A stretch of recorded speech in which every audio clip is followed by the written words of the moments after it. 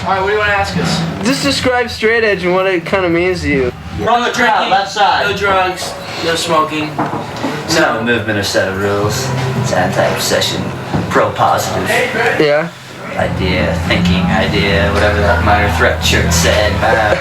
Vegetarianism. Yeah. Mike knows all about straight edge. Just Don't you even do it. Don't do it. Yeah. Look at him. Mike the monkey's uncle.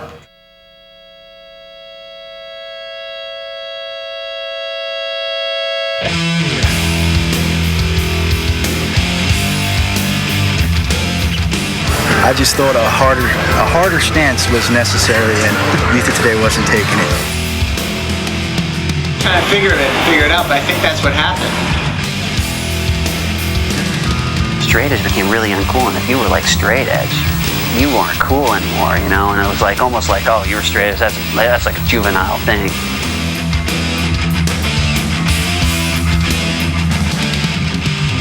And so I went down to New York. I tried out. I think we ended up getting into situations sometimes for that reason. The judge was pissed.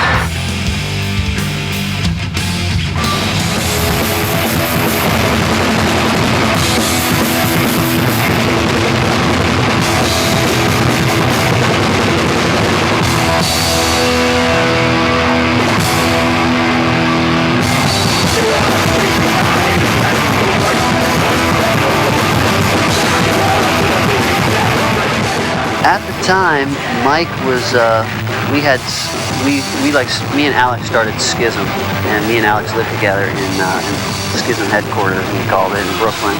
And Mike moved in. Me and Mike actually became really good friends. And it was at a time in the scene, like in 1988, straight edge basically like exploded. And it was such a huge thing that it's like anything. There's a rise and there's a fall. And I think like by 1989, there's a really weird twist happened in the scene where like it was suddenly like uncool to be straight. I tell you, that really that got to me because I believed in straight. I was into it. Some people are saying we're positive and we're pussies, and other people are saying we're militant and we're that. We're trying to tell people how to live and shit. So I was just like, fuck it, man. Mike was pretty militant back then too.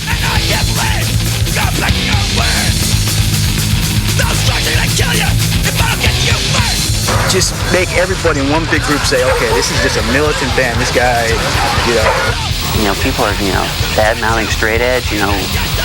We should just get in their face. So that way there was no confusion. Everyone felt the same way. Either you loved it or you hated it.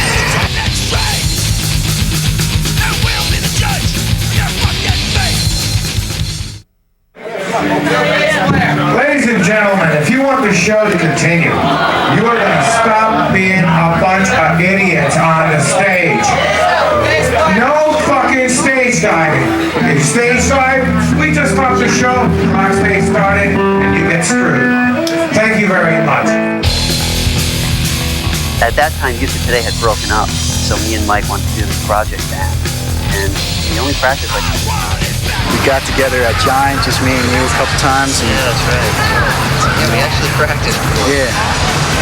We just hammered out songs, and I guess just to do it as a group, because Schism was going on at that point. We went to the studio, and that record really came out good. Even like to this day, that's one of the favorite records I ever did was that first Judge 7-inch. Mike played drums in the 7-inch, and I think Drew played a show, did the first show ever with Judge, and then Luke was playing drums for a little bit, Judge, and then I think he was gonna focus more on Gorilla Biscuits or something. And I was playing Youth Today. Youth Today was kind of breaking up a little bit, and it was a very transitional time. And I just started playing with Judge, and it was cool. It was me and you and Mike and Jimmy U, who was like this awesome guy. He was like this Buddhist ninja who was like an amazing skater, classical guitar player. He was a pretty interesting guy. He was like this martial arts expert who lived in a Buddhist temple, way down in Chinatown somewhere. and he was like this real crazy bass player. We used to like get psyched up before Judge shows, like scissor kicks and kick the ceiling and stuff like that. He was a real maniac. Judge had a bass player, Jimmy U, who was apparently a volatile character and split from the band pretty abruptly, and they needed to record a record with a new bass player, and Sammy called me up and said, did I want to try out? Yeah, and he was a very mysterious man. It would be nice to find Jimmy one of these days. But and then Jimmy left, and Matt started playing bass with us, and we got Lars playing second guitar, and we went on tour, you know, which was rare because Mike didn't really like to leave, you know, the tri-state area that much.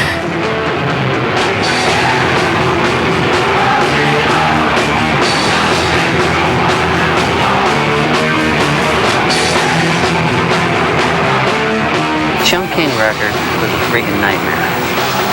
We got the Chung King, and we had like this engineer, and we were like, and when you have like, you know, the Beastie Boys and LL Cool J and like a band called Judge recording, they give you like the worst room, you know, the worst engineer that just started. The engineer was smoking pot, just really didn't care. We're working day and actually it was like all night long, and you could tell he was going on tour, so we had to do it that way, and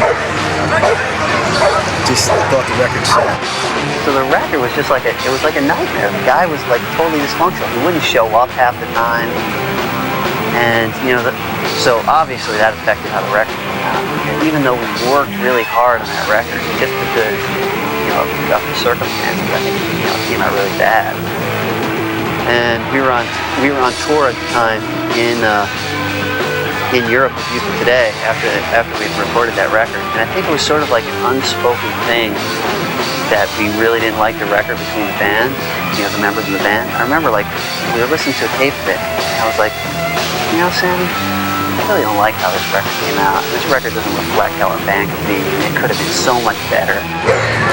Porcell called me from tour, and I told him I thought it sucked. And I called up Mike, and I was like, Mike, I don't really like how the record came out, you know, I'm sorry, you know.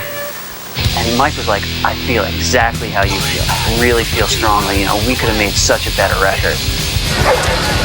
He talked to Jordan, and Jordan said he'd do it again, give us money to record again. Jordan had already like, mastered it and everything, and it was just about to be released and stuff like that. And, you know, we recorded a really good record, and Jordan took Chung King, and you know, because he spent good money on doing Chung King, and he just, you know, wanted to make his money back, and you can't blame him for that. And he printed up, I guess, I don't even remember how many. So he just said, press 100, you know, on white vinyl, and we'll send it to the first people that, you know, order the record. Jordan was like, he was totally cool with it, actually. He was like, well, if that's the way you guys feel, we'll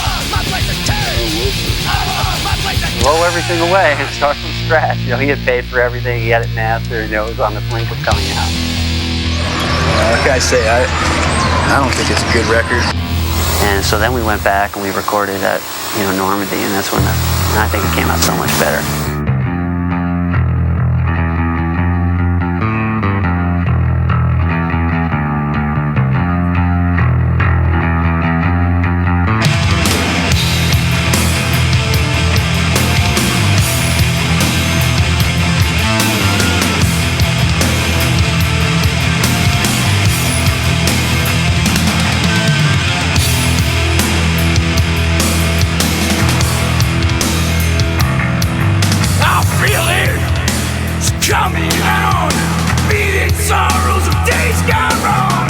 The second one we did up in Rhode Island, where the, you know, Cro-Mags recorded, and like Leeway. So Judge was moving in like a more metal vein, so we decided to go to the real metal studio. After the album was recorded, I don't know if Porcell or anyone, they just decided they wanted to do it with two guitars. So For the metal vibe. yeah, for the metal vibe. So they called me up, and I was into it. So then the lyrics on the Bring It Down LP, they were a little different. Can you explain like what kind of changed in the attitude between those two records? Well, I kind of took for granted how much power, you know, writing a song had. People were taking what I said to heart.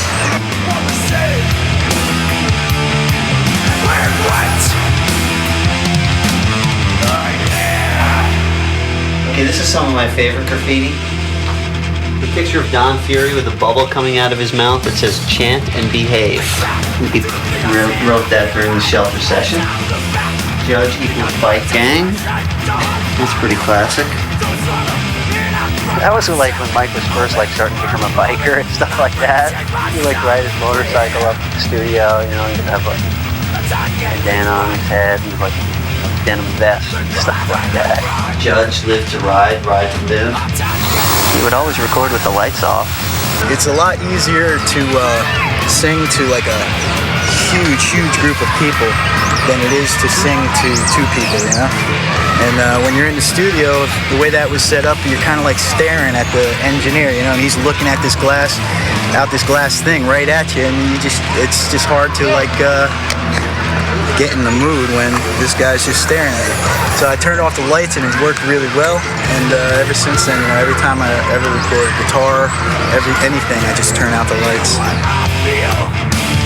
Do you feel the same? I can look you in the face, and I know I lost a friend.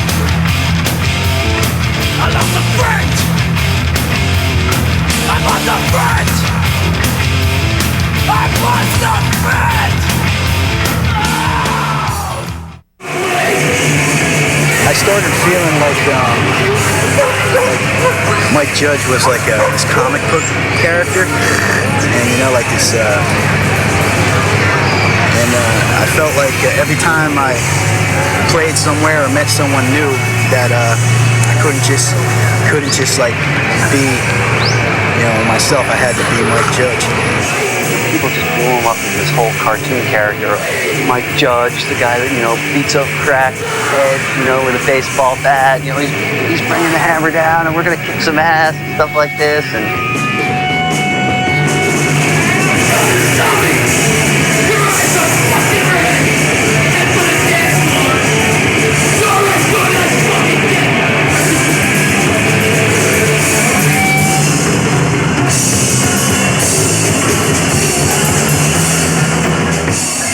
Judge, you know, got like not for something. I got a real like heavy reputation of being like kind of like this tough guy band, you know, and I think the lyrics were really like, you know, when Mike was pissed off, he had a lot to say, but he was also a real sweet guy, and I think a lot of people thought that, you know, he was like this brawler, and the whole band was like this brawler, man. I was like, you know, teeny, like whatever, 16 years old, like totally skinny, Matt, you know, Lars, like no one was gonna be fighting, man. And then some of the worst experiences I've ever had were in Judge too. You know? Especially that last tour just kind of killed everything. And so we did that tour, and we were even supposed to like do tours in Europe, and we had all this stuff lined up. And you know, it was after Bringing It Down came out, and the band was doing really good. And I had this talk with Mike, and I was just like, Mike, what do you think about what's going on with this band? And you know, he was just like, I'm not into it. You know, this is just too much. You know, I think Mike really took it harder than anyone else because he actually really felt responsible. Yeah, I felt responsible big time. You know, these kids were going nuts, and they were fighting, and they were singing Judge lyrics, you know, right to me. You know, every word I ever wrote was thrown back in my face. So we would play shows, man, it would be nuts. You know, it would literally like you see all these kids, you know, that would be beating the crap out of other people, and they would, you know, they'd come up to me after the show and they'd be like, "Yo, Porcell, what's up, man? Jerk is starting to man. I really knock their teeth out," you know? And like they thought that like it would impress me or something. Like people had this whole misconception that we were like, it's like tough guy band, and I was never into that.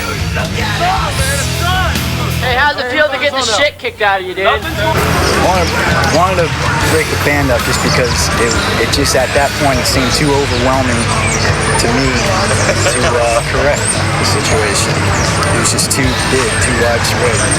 I think Mike was up there, like, you know, running the band, and I think the kids were kind of getting to him, and like, you know, it takes a lot, man. Like being in a band and like you know, in the beginning it was kind of like, all right, cool, we're doing little weekends here and there. Maybe we'll go to California for 2 weeks, or like maybe we'll do like the summer tour or something. But you know, you start doing it a lot, man. It just like, I think it wears on you. I think that summer tour, like being on the road for 5 weeks, got my kind of burns out.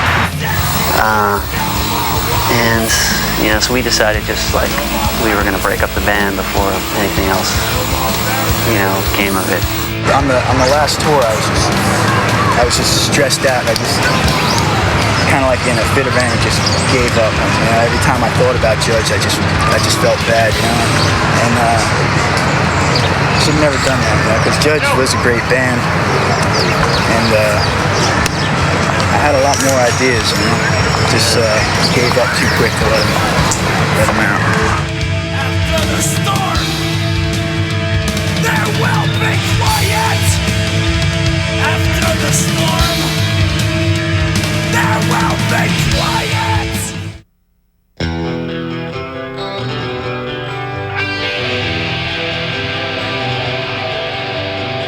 My favorite acoustic guitar just is on a guitar stand in my house, and I look at it, every once in a while I look at it and I want to play it, and then I get up and then just say, man, just don't got it in me.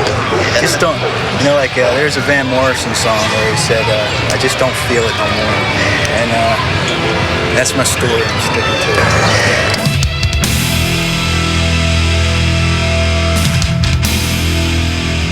Peace, love, and anarchy, and all that cool stuff.